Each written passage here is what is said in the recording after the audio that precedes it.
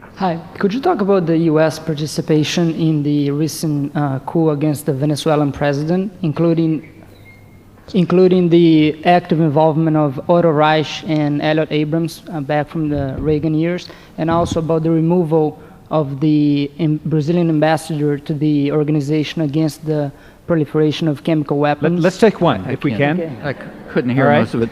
As far as Venezuela is concerned, I mean, I don't know any more than you do, just what was in the newspapers. Everyone was expecting, for years, everybody's been expecting a military coup in Venezuela, kind of like the coup in Chile. The only question is when.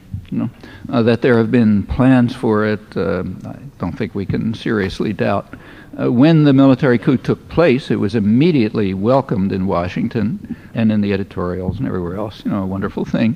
However, something very surprising happened. There was a popular upsurge, and the generals and the president they'd imposed had to back off. Meanwhile, the Latin American countries had condemned the coup. I think Canada went along with the United States, if I'm not mistaken. But the Latin American countries went along, opposed the coup on grounds that it was unconstitutional, an attack on democracy. They don't like Chavez, but they were in favor of democracy. However, the northern democracies, and certainly the United States, and I think Canada, thought that the overthrow of democracy was just fine. And then when it was restored, they were kind of embarrassed. And then comes the cover-up, in which you read that the United States was secretly telling the generals, this is not nice and you have to follow constitutional procedures, but so secretly that you can't find any record of it.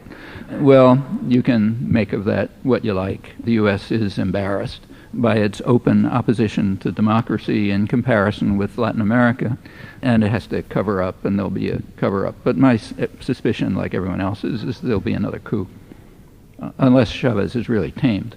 Unless he's willing to follow U.S. orders.